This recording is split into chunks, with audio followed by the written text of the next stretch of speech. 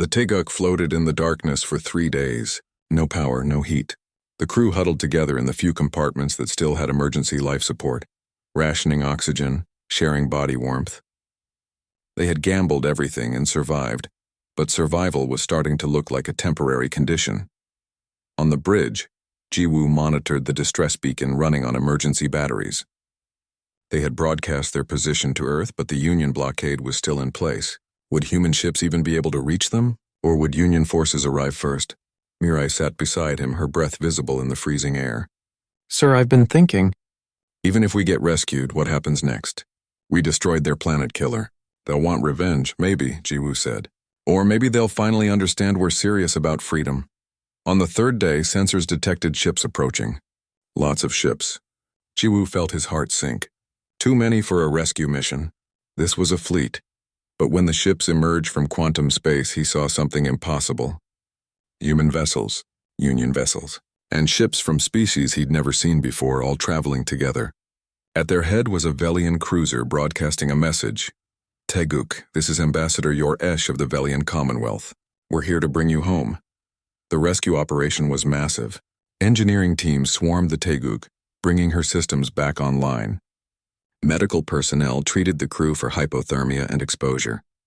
And through it all, Yor-Esh explained what had happened. Fleet Commander Vexthal had done more than give them 30 minutes. After the planet killer's destruction, he had stood before the Union Council and confessed everything. His actions, his treason, his reasons. I gave them a window because they showed me mercy when they had none to give, Vexthal had said. I have spent 30 years enforcing the Union's will. I have destroyed civilizations that refused to submit. But these humans, they defeated me completely, then saved my life. They fought us to protect their freedom, not to conquer us.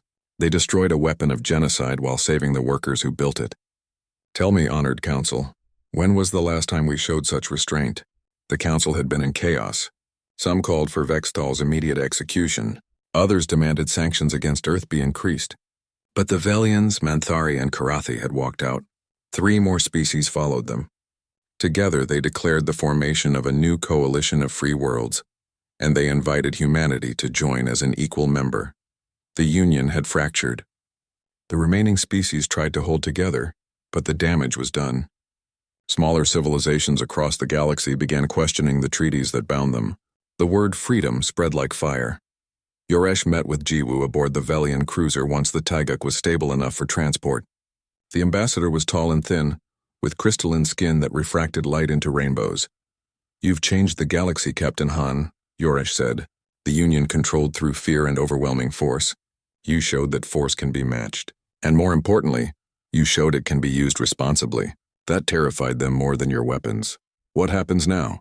Jiwoo asked. Now we negotiate. The old Union cannot continue as it was. The Coalition of Free Worlds offers partnership, not domination. We're offering Earth full membership, including access to technology that was forbidden under the treaty. But there's a price. There always is.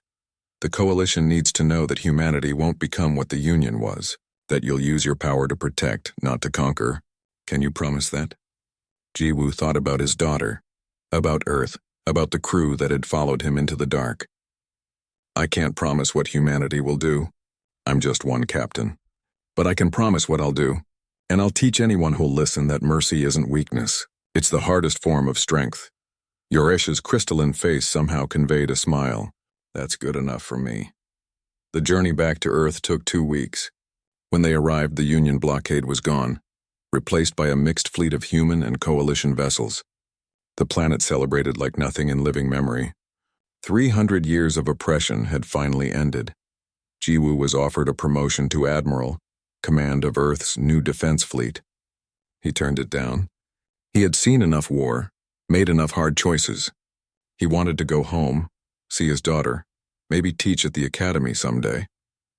Lieutenant Yoon Mirai accepted command of the 2nd completed warship, the Mugunghwa. Park Dae-hyun became head of the New Earth Shipbuilding Initiative, teaching a generation of engineers what humanity could accomplish without restrictions. Dr. Choi Hyejin became Earth's first ambassador to the coalition, her belief in peaceful coexistence finally validated. The Taeguk herself was repaired and placed in a special dock above Earth. Not mothballed, not destroyed, but preserved as a museum. a reminder of what had been risked, what had been won, and what still needed protecting. 6 months after the Coronis mission, Jiwoo received a message requesting a meeting at the museum. He arrived to find Fleet Commander Vexthal waiting beside the ship that had defeated him. The Korean had been pardoned by the new coalition, his treason forgiven in light of his courage. But his career in the old Union was over. He had given up everything to do what was right. "Captain Han," Vexthal said, his 4 eyes meeting Jiwoo's 2. "I came to see her. The ship that changed everything." "She's just metal and circuits," Jiwoo replied. "It was the choices we made that mattered. Perhaps. But sometimes the right tool in the right hands at the right moment can reshape history." Vexthal paused. "I wanted to thank you. You showed me something I had forgotten. That honor matters more than orders. That mercy can be stronger than vengeance. You saved us too," Jiwoo reminded him. "Those 30 minutes at Coronis. We couldn't have succeeded without you. We saved each other. Maybe that's how it should be. Enemies becoming allies because someone was brave enough to show kindness first."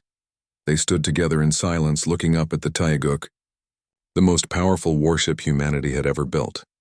A weapon that had won its greatest victory not by destroying enemies, but by inspiring them to become friends. Jiwoo's daughter found him there an hour later. She was 13 now, taller than he remembered, with her mother's eyes and his stubborn chin. She looked at the ship with awe. "Is it true, Dad, that you fought the whole Union with just this ship?" "We fought them," Jiwoo corrected. 47 people who refused to accept that humans had to remain prisoners forever. And we didn't fight alone. We had help from people we thought were enemies. "Tell me the story," she asked. "All of it." So Jiwoo did. He told her about the secret shipyards and the impossible mission, about Mirai's tactical brilliance and Park's engineering miracles, about Hyejin's compassion and Aegis's sacrifice, about Vexthal's honor and the choice between revenge and mercy. He told her the truth, the whole truth, including the fear and doubt and moments when he thought they would all die. He didn't make it glorious. He made it real. When he finished, his daughter was quiet for a long time. Then she asked, "If you had to do it again, would you?" Jiwoo looked at the Taeguk, then at Vexthal, then at his daughter. "Yes, because some things are worth risking everything for. Freedom is one of them. But so is mercy. Never forget that. Power without compassion is just tyranny wearing a different mask." Earth rebuilt quickly. The coalition shared technology freely. Within a year, humanity had a fleet of 20 ships, all built on the Taeguk's design but refined, improved. They patrolled coalition space alongside Velian, Manthari, and Karathi vessels. The old Union still existed, but smaller, humbler, no longer claiming absolute authority over the galaxy. There were still tensions, still disagreements. Peace wasn't perfect, but it was real peace built on respect rather than fear, and it had started with one ship, one crew, and one captain who understood that the strongest weapon isn't the one that destroys enemies, but the one that transforms them into allies. Years later, cadets at Earth's Naval Academy studied the Taeguk's mission as the perfect example of strategic thinking. But the lesson wasn't about weapons or tactics. It was about the moment Jiwoo chose to save Vexthal's crew instead of destroying them. The moment mercy became strategy. The moment humans proved they deserved freedom not because they could take it by force, but because they knew how to use power responsibly. The Taeguk remained in her dock, a silent guardian over a planet no longer afraid. Children visited her on school trips. Veterans stood before her in respectful silence. And sometimes, late at night, Jiwoo would come alone to stand beneath her dark hull and remember the 46 people who had followed him into the impossible and emerged victorious. They had been ordinary, humans facing extraordinary circumstances. They had been frightened, uncertain, sometimes wrong. But they had never stopped trying to do what was right, even when right was hard. That, Jiwoo believed, was what made them truly dangerous. Not their weapons, not their ship, but their refusal to let power corrupt them into becoming the very thing they fought against. The galaxy had learned that lesson the hard way. And it would never forget. The Taeguk stood silent in her dock, her weapons powered down, her war finished. But her legacy lived on in every human ship that flew without asking permission. In every treaty negotiated as equals, in every civilization that knew humans could be trusted with power, because they had proven they knew when not to use it. News traveled faster than light in a galaxy connected by quantum communications. Within days, every civilization knew about the Teguk, the ship that shouldn't exist. The humans who showed mercy to those who showed them none. The Galactic Union Council met an emergency session on their capital world. 12 species, 12 representatives arguing over what to do about a single human warship. High Counselor Ralvin, a Selexian whose skin shifted colors with emotion, tried to maintain order. The humans have violated the treaty, a Corian delegate declared. They must be punished. Their world must be sanctioned. But 3 other delegates disagreed. The Velians, the Menthari, and the Karathi had remained quiet for centuries. Now they spoke up. Punished for what? The Velian representative asked. For building a ship? We all have fleets. Why can't they? Because they lost the war, the Korean snapped. A war 300 years ago, the Manthari delegate added. How long must they pay for one defeat? We've kept them technologically crippled for generations. Perhaps they were right to build the Taiguk. The council chamber erupted in argument. Ralvin realized with growing concern that the humans had done more than build a warship. They had exposed the cracks in the Union itself. Meanwhile, the Taiguk hid in the deep caverns of a rogue planet, a dark world that drifted through interstellar space without a sun. The crew was exhausted, stressed, and beginning to fracture. We should strike their military bases, Mireille argued during a heated crew meeting. Show them we're not running, that we're fighting. We're 47 people on one ship, Park countered. They have thousands of ships, millions of personnel. We can't win a war. Then what's the point? Mireille demanded. We hide forever? Wait until they build something that can match us? Jiwoo listened to his crew argue, feeling the weight of command crushing down. He had no good answers. Running felt like cowardice. Fighting felt like suicide. Yejin was the one who found the third option. She had been working in her lab, maintaining contact with scientific colleagues across the galaxy. Some of those colleagues were Union citizens. One of them was a Velian named Nixara. The message came through encrypted channels, bounced through a dozen relay stations. Dr. Choi, we need to talk. What I'm about to tell you could get me executed, but you need to know. Heejin brought the message to Jiwoo immediately. Together they listened to Nixara's warning. The Union Council is divided. 3 species want to renegotiate the treaty. 3 want to destroy you. The rest are undecided. But the Koreans and Silexians aren't waiting for a vote. They're building a weapon, a planet killer. If the Teguk doesn't surrender within 60 days, they'll use it on Earth. The silence in the captain's quarters was absolute. Jiwoo felt his blood turn to ice. Billions of people. His daughter. Gone in an instant if he didn't surrender. There has to be another way, Heejin whispered. There isn't, Jiwoo said flatly. They've made their choice. Surrender or watch Earth die. But Nixara wasn't finished. There might be a third option. 5 Union species are considering breaking away, forming a new coalition, but they need proof that humanity wants freedom, not conquest. They need to see you stand for something more than just survival. If you could stop the planet killer, if you could show that you'll protect others, not just yourselves, they might join you. Mireille pulled up stellar charts. Where's the weapon being built? Corona shipyards. Deep in Union space. Protected by 40 warships and sensor networks that can detect a fly sneezing from a light year away. Park laughed bitterly. Oh, is that all? For a moment I thought it would be difficult. Over the next week the crew prepared for the impossible. They studied every bit of intelligence Nixara could provide. Layouts of the shipyard, guard rotations, sensor blind spots that lasted milliseconds. It wasn't enough. It would never be enough. But they would try anyway. On Earth, the situation was deteriorating. The Union blockade had been in place for 2 weeks. No ships in or out. Resources were running low. Director Kwon Hyun-woo, head of Earth's intelligence division, sent an encrypted message to the Teguk. Captain Han, you need to know the truth. The Teguk wasn't our only project. We built 7 ships. You're just the first. But the Union found one of the shipyards yesterday. They destroyed it. 3,000 workers died. Earth is calling for war. General Bae Suman has convinced half the government that we should fight back with everything we have. Jiwoo closed his eyes. More deaths, more casualties from choices he made. The Union is using the destroyed shipyard as justification for the planet killer. Kwon continued. They're telling the galaxy that humans are building a war fleet. That you're the vanguard of an invasion. Captain, whatever you're planning, do it fast. We're running out of time. The crew gathered in the Teguk's mess hall, every person aboard. Jiwoo stood before them, these 47 souls who had given up everything. I won't lie to you, he began. What we're about to attempt is probably suicide. We're going to infiltrate the most heavily defended shipyard in Union space. We're going to destroy a weapon designed to kill billions, and we're going to do it without harming civilians or starting a full-scale war. He paused, looking at each face. I'm not ordering anyone to come. If you want to take a shuttle, find somewhere to hide, I'll understand. But I'm going. Because if we don't stop that weapon, everything we've done means nothing. Nobody moved. Nobody spoke. Then Park stood up. Sir, with respect, you're not going anywhere without an engineer. That weapon won't destroy itself. Mirai stood next.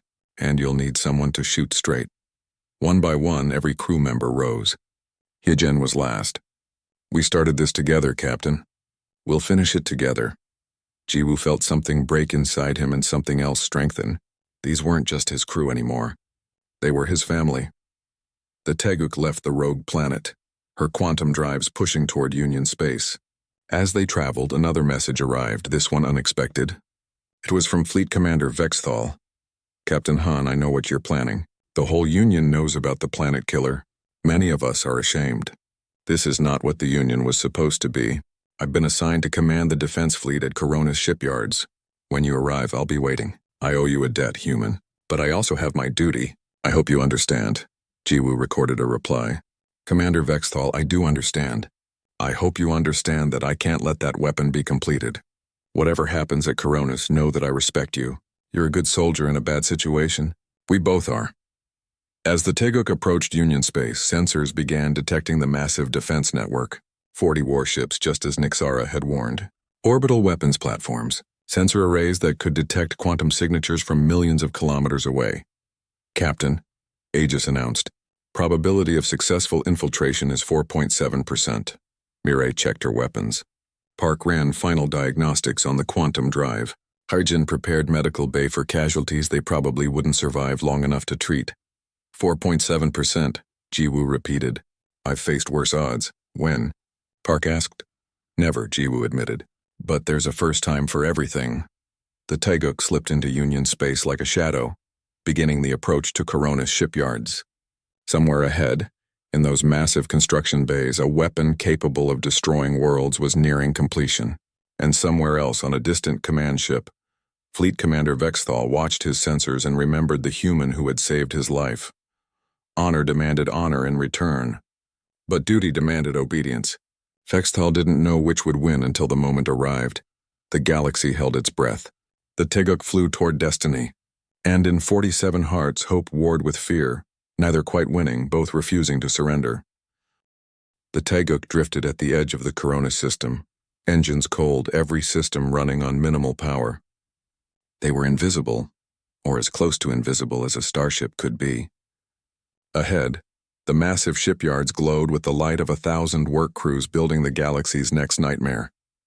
Jiwoo studied the holographic display showing the planet killer's construction. The weapon was shaped like a ring, 30 kilometers in diameter, with a focusing array that could channel stellar energy into a beam capable of cracking a planet's core. It was beautiful in a terrible way, and it was 90% complete. We have a problem, Park announced from engineering. I've been monitoring the quantum drive. All those jumps we've made, pushing the engines past safety limits, it's taken a toll. The containment field is degrading. How bad? Jiwoo asked.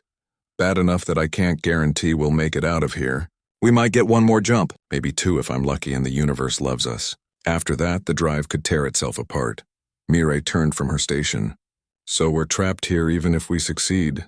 Unless I can perform a miracle in the next few hours, yes. Hyejin pulled up the intelligence data Nixara had provided. There's a pattern to the sensor sweeps. Every 4 hours, they realign to compensate for stellar drift. For about 90 seconds, there's a gap in coverage near the construction bay's northern approach. It's not much, but it's all we have, Jiwoo finished. Aegis, can we reach the weapon during that 90-second window? Affirmative. However, planting charges and escaping will require significantly more time. Estimate 4 minutes minimum for complete sabotage. Then we'll have to be fast. Jiwoo opened a channel to the whole crew. Everyone, this is it. We go in during the next sensor gap. That's in 3 hours. Get some rest if you can. Eat something. Write letters if you need to. We might not get another chance. The crew dispersed quietly. Jiwoo found himself alone in his quarters staring at his daughter's photo again. He recorded a message he hoped she'd never have to hear. "Little one, if you're watching this, it means I didn't make it home. I'm sorry. I wanted to see you grow up, see who you become. But I had to do this. Not just for you, but for every human who'll come after. We deserve to be free. We deserve to reach for the stars without someone else's permission. Remember that. And remember I love you. Always." He encrypted the file, tagged it to send to Earth if the Taeguk was destroyed, and tried not to think about his daughter watching it alone. 2 hours before the mission, something unexpected happened. Vexthal sent a coded transmission directly to the Taeguk. Somehow he knew exactly where they were hiding. "Captain Han, I know you're there. I know what you're planning. My sensors should have detected you hours ago. But I've been running maintenance cycles, recalibrating systems, finding reasons to look anywhere except where you actually are. I can give you 30 minutes. 30 minutes where my entire fleet just happens to need system updates that will take us offline. That's all I can do without making it obvious I'm helping you. Use it well." Jiwoo stared at the message. Vexthal was committing treason for them, because Jiwoo had shown him mercy. Mirai saw the message too. He's giving us an opening, a real chance. He's also destroying his career, Hyejin noted. Probably his life. The Union will execute him for this.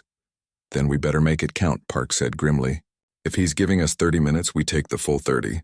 The plan changed. 30 minutes was an eternity compared to 90 seconds. They could work carefully, methodically, plant charges at every critical junction, maybe even get out alive.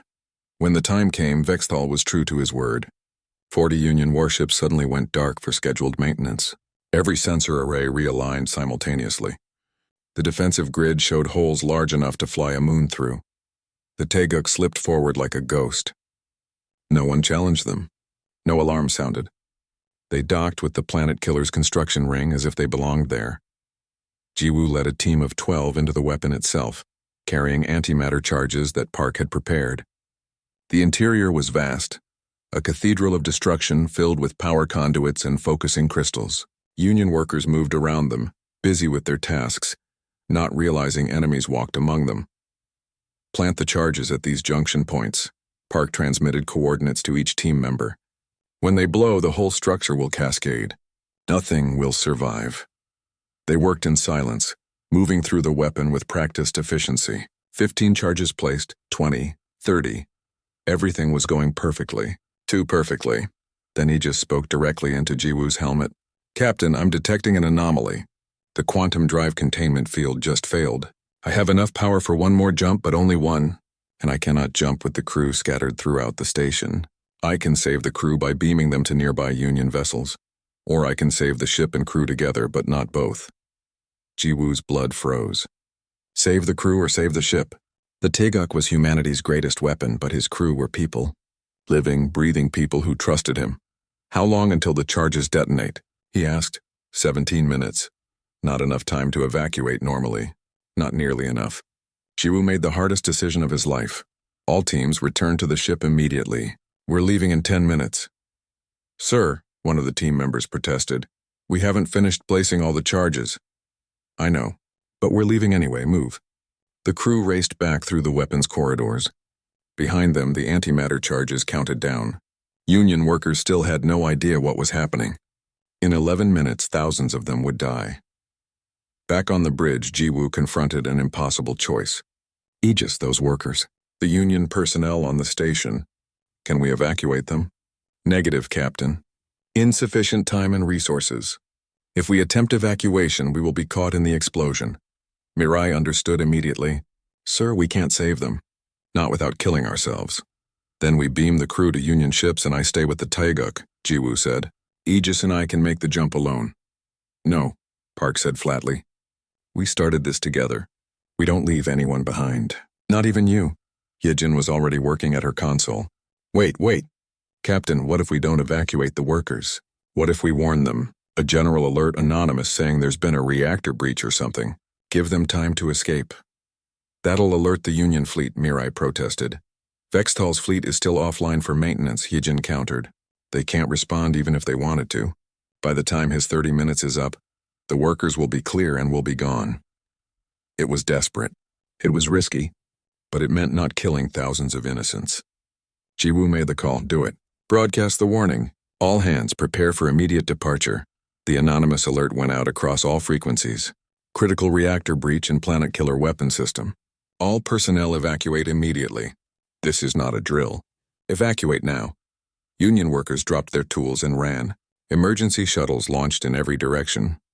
Chaos filled the station as thousands of people fled for their lives. And in the middle of that chaos, the Teguk detached from the ring and began accelerating away.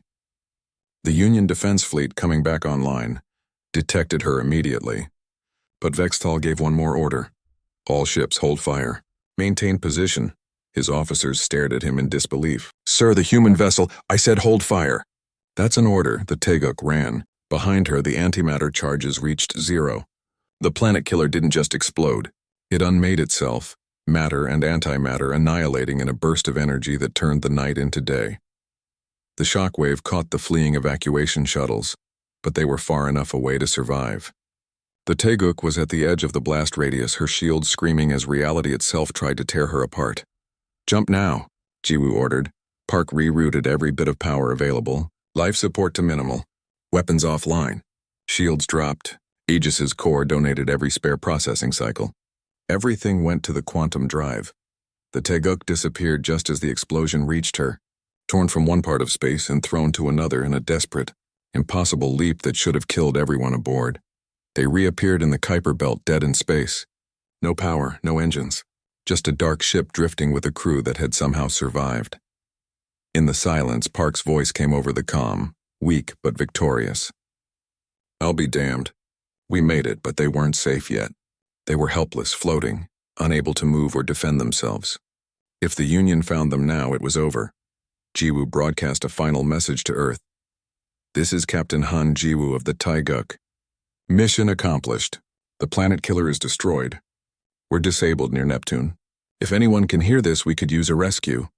Then they waited, hoping someone friendly would find them before someone hostile did. And across the galaxy, the news spread. The humans had done it. Against impossible odds, they had destroyed the weapon, and they had saved their enemies in the process. Everything was about to change. The Teguk drifted in the empty space near Barnard's star, her dark hull invisible against the cosmic void. Inside, the crew barely slept. They monitored Earth constantly, watching Union ships blockade their homeworld. No one spoke much. What was there to say? Jiwoo stood in his quarters looking at a photo of his daughter. She was 12 now, probably terrified, wondering where her father had gone. He wanted to send a message, but any transmission could give away their position. Captain to the bridge, Aegis announced. Union fleet approaching our position. Jiwoo ran. When he reached the command center, Mirai had already pulled up the tactical display. 23 Union warships moving in perfect formation. At their lead was a massive dreadnought, twice the size of any other vessel. How did they find us? Park's voice came through the comm from engineering. They didn't, Hyejin said, studying the sensor data. They're searching. This is a patrol pattern. They're checking every system within 50 light-years of Earth. Jiwoo studied the formation. The lead ship, the Dreadnought, carried the flag of Fleet Commander Vexthal. The Koreans were the Union's military arm, and Vexthal was famous for never losing a battle. We could run, Mirai offered. Jump again before they detect us. And go where? Jiwoo asked. They'll keep searching. Eventually they'll find us or they'll squeeze Earth until we surrender. Running just delays the inevitable. So what do you suggest? Park sounded tense. Fight 23 ships with a crew that's never seen combat? Jiwoo made a decision that would change everything. We fight, but not all of them. Just the flagship. The bridge went silent. Then Mirai slowly smiled. You want to make a statement. Show them what we can do. More than that, Jiwoo said. I want to show them we're precise, controlled. Not some desperate rebels with a lucky prototype. Aegis, can we target the flagship's weapons and engines without hitting life support or crew quarters? Affirmative, Captain. Graviton beams can be calibrated for surgical strikes. However, this will require close-range engagement. How close? 3,000 kilometers, Park whistled. That's knife-fighting range in space combat. Their point defense systems will shred us. Not if they can't target what they can't predict, Mirai said, her fingers flying over tactical controls. Captain, I have an idea. It's crazy, but it might work. 20 minutes later, the Teguk powered up her engines. The Union fleet detected them immediately. On the bridge of his dreadnought, Fleet Commander Vexthal studied the readings with 4 eyes that could see into infrared. The human ship was small compared to his flagship, but the energy signatures were all wrong. No ship that size should produce that much power. All ships battle formation, Vexthal ordered. Target the human vessel. Disable if possible. Destroy if necessary. But the Teguk didn't run. She accelerated directly toward the Union fleet, toward the flagship itself. Sir, the human ship is on a collision course, Vexthal's tactical officer reported. Impact in 90 seconds, evasive maneuvers. All batteries opened fire. The Union fleet launched everything. Plasma torpedoes that could melt through a moon. Particle beams that moved at light speed. Kinetic impactors traveling at relativistic velocities. Enough firepower to destroy a small city. None of it hit. The Teguk moved like nothing Vexthal had ever seen. She didn't dodge the incoming fire. She seemed to know where it would be before it was fired, sliding through gaps in the barrage that shouldn't exist. Her quantum drives made micro-jumps, tiny tears in space that moved her hundreds of kilometers in microseconds. Impossible, Vexthal breathed. No ship can calculate that fast. Sir, the human vessel is within weapons range. 3,000 kilometers and closing. The Teguk opened fire. Her graviton beams were invisible, detectable only by their effects. The flagship's main plasma cannons simply stopped existing. Their molecular bonds dissolved. The shield generators exploded into clouds of atoms. The engine nacelles went dark as their power conduits were severed with impossible precision. The entire engagement lasted 8 minutes. When it was over, the Union flagship was crippled but intact. Every weapon system destroyed, engines offline, but life support functioning, crew unharmed. The other 22 Union ships held their fire, confused and frightened. They had just watched their most powerful vessel dismantled like a toy. Jiwoo opened a channel to the flagship. Fleet Commander Vexthal, this is Captain Han Jiwoo of the Teguk. Your crew is safe. Your ship can be repaired. I'm transmitting coordinates for your escape pods, though I hope you won't need them. Vexthal's face appeared on the display, scaled and reptilian, but his expression was recognizably shocked. Why didn't you destroy us? Because we're not your enemy, Jiwoo said. The Union declared war on us 3 centuries ago. We're just finally able to fight back. But we don't want war. We want freedom. There's a difference. You violated the treaty. You built a warship. You built a prison, Jiwoo replied, and called it peace. Fleet Commander, go back to the Union. Tell them what happened here. Tell them humanity remembers how to build ships, how to fight. But also tell them we showed mercy when we could have shown none. Maybe then someone will finally listen. The channel closed. The Teguk turned and jumped away, leaving the crippled flagship and its stunned escort behind. But then something unexpected happened. The flagship's main reactor, damaged in ways the crew hadn't detected, began to destabilize. Within minutes, it would explode, taking half the crew with it. Captain, I'm detecting a reactor breach on the flagship, Aegis reported. Catastrophic failure in 7 minutes. Jiwoo didn't hesitate. Mirai, plot a jump back to their position. Park, I need every ounce of power to the tractor beams. Sir? Mirai looked confused. We're going back. We're saving them. The Teguk reappeared next to the dying flagship. Union crews watched in disbelief as the human warship locked tractor beams onto their escape pods, pulling them away from the imminent explosion at speeds that should have torn the pods apart, but somehow didn't. Inside the flagship, Vexthal made a choice. He ordered his remaining crew to abandon ship. As he climbed into the last escape pod, he watched the human ship work with desperate efficiency, saving lives that should have been lost. The flagship exploded in a brief sun. By then, every escape pod was clear. The Teguk had saved 4,000 Union personnel. Jiwoo had one last pod brought aboard. When Vexthal stepped out into the Teguk's hangar bay, surrounded by human guards, he found himself face to face with the captain who had defeated him. Why? Vexthal asked again. We came to destroy you. To arrest you. Why save us? Jiwoo met those alien eyes steadily. Because strength without honor is just brutality. The Union taught us that lesson when you crushed us 300 years ago. I won't make the same mistake. Vexthal was placed in comfortable quarters, treated with respect. He had access to communications, could speak with his surviving crews. He watched the humans carefully, expecting cruelty, waiting for punishment. But it never came. 3 days later, the Teguk returned him to Union space, releasing him at a border station along with all 4,000 rescued personnel. As his shuttle departed, Vexthal sent one final transmission to the Teguk. Captain Han, what happened here today will not be forgotten. You could have destroyed us all. You chose not to. The Union Council will not know what to do with that. Good, Jiwoo replied. Let them be confused. Confused is better than dead. As the Teguk jumped away once more, Hyejin approached Jiwoo on the bridge. That was either the smartest thing you've ever done or the most foolish. Probably both, Jiwoo admitted. But now the Union knows we're not monsters. We're not trying to conquer anyone. We just want to be free. Do you think they'll listen? Mirai asked. Jiwoo looked at the stars. Some will. Some won't, but we gave them a choice. That's more than they ever gave us. Unknown to them across the galaxy, recordings of the battle were spreading. The 8-minute fight, the rescue of the enemy, the mercy shown by the humans when vengeance would have been easier. And in 1,000 worlds, in 100 species, people began to ask questions. If the humans could show such restraint with such power, what did that say about the Union that had kept them chained for 3 centuries? The galaxy was starting to notice, and nothing would ever be the same. The transport shuttle had no windows. Captain Han Jiwoo sat in the dark cabin with a blindfold over his eyes, wondering if he was being taken to his execution. 3 armed guards surrounded him, silent as ghosts. Nobody had explained anything when they pulled him from his patrol ship 6 hours ago. The shuttle finally stopped. Hands guided him through corridors that smelled of metal and oil. When the blindfold came off, Jiwoo found himself standing in an observation deck overlooking the largest construction bay he had ever seen. And floating in that bay was a ship that should not exist. She was massive, nearly 2 kilometers long, with lines that seemed to flow like water frozen in metal. Her hull was darker than space itself, absorbing light rather than reflecting it. Weapon ports lined her flanks in configurations that made Jiwoo's combat experience scream warnings. This was not a patrol craft. This was not a defensive platform.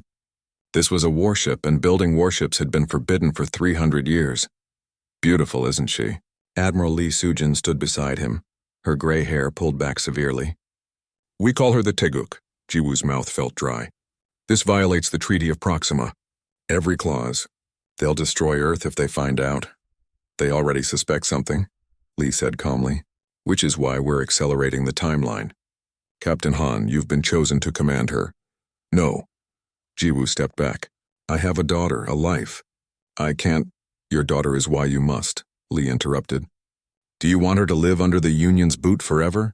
Never allowed to travel beyond our own system without permission, using technology they decide we deserve? We lost the first contact war, Han.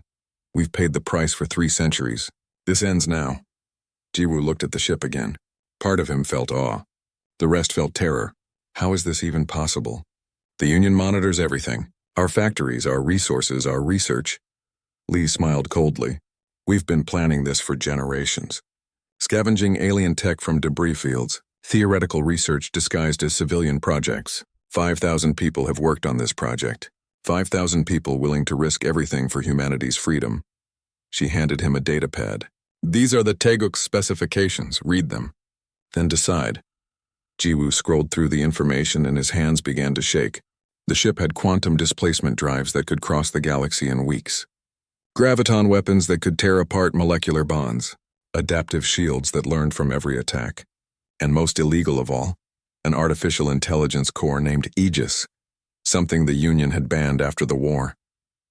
This is insane, Jiwoo whispered. This is suicide. This is survival, Lee corrected. The Union is not peaceful. They're not benevolent. They crushed us because we wouldn't submit. They've done it to 6 other species before us. The treaty isn't protection, Han, it's a chain. Over the next 3 days, Jiwoo met his potential crew. Lieutenant Yoon Mirai was first. She was young, brilliant, and angry. Her father had been an admiral who opposed the treaty's terms. The Union had demanded his arrest as a war criminal. He died in prison. I know what you're thinking, Mirai said, her jaw set. That I'm here for revenge. Maybe I am. But I'm also here because someone needs to stand up. My father believed we surrendered too easily. I won't make that mistake. Chief Engineer Park Daehyun was different. He was older, gruff, with hands scarred from decades of work. He showed Jiwoo the engine room with pride. I've been waiting my whole life to build something like this. Park said, patting a massive conduit. My grandfather worked on the last real warship before the treaty. He told me stories. Made me promise I'd remember what we were capable of. This ship, Captain, she's everything we lost. Everything we can be again. Dr. Choi Heejin was the one who gave Jiwoo pause. She was a xenobiologist, a first contact specialist who had spent years working with Union species. She believed in coexistence. I know how this looks, Heejin said during their interview, but I'm not naive. I've seen how the Union operates. They talk about peace while enforcing obedience. They'll never let us be equals. If we want a real chance at coexistence, we need to negotiate from strength, not weakness. On the fourth day, Jiwoo gave Admiral Lee his answer. I'll command her, but on one condition. We don't start a war, we end one. Lee nodded slowly. Agreed, though I suspect the Union won't see the difference. The Taeguk's first test flight happened in the outer solar system, beyond Neptune's orbit. Jiwoo sat in the captain's chair, surrounded by holographic displays that responded to thought as much as touch. The Aegis artificial intelligence spoke with a calm, genderless voice. All systems optimal, Captain. Awaiting your command. Take us out slowly, Jiwoo ordered. 1/4 power. The ship moved like a dream. No vibration, no sound, just smooth, impossible acceleration. Within minutes, they were traveling faster than any human vessel in 300 years. Captain, Mirai called from tactical. I'm reading our weapon systems. These graviton beams, if the calculations are right, they could cut through Union shields like paper. Let's hope we never have to find out, Jiwoo replied. But hope died 2 hours into their test flight. Aegis interrupted with an urgent alert. Captain, I'm detecting multiple quantum signatures entering the solar system. Union warships, 37 vessels. They're heading directly for Earth. Admiral Lee's face appeared on the main display, transmitted from Earth. Her expression was grim. We have a spy. Someone told the Union about the Taeguk. Captain Han, you need to leave now. Get out of the solar system. Don't come back until it's safe. What about Earth? Jiwoo demanded. Earth will endure. We always have. But if they capture that ship, everything we've worked for dies. Go, that's an order. Mirai was already plotting courses. Captain, we can make the jump to Barnard Star. It's close enough to monitor, far enough to hide. Jiwoo looked at his skeleton crew of 47 people. They all watched him, waiting. These people had given up everything to be here. Some would never see their families again. Aegis, Jiwoo said quietly. What are our chances if we fight the Union fleet? With current crew experience and untested systems, victory probability is 18%. However, damage to Earth from the battle would be catastrophic. 18%. Not impossible, but not worth the risk to billions below. Set course for Barnard Star, Jiwoo ordered. Maximum speed. As the Taeguk's quantum drives engaged, space itself seemed to fold around them. The stars stretched and blurred. In seconds, the solar system vanished behind them.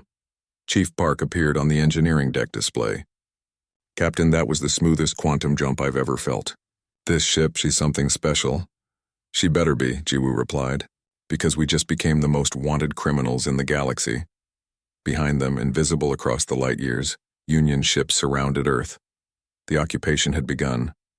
And somewhere out in the dark, humanity's only hope ran for her life, carrying a crew that had just declared war on an empire that had never lost.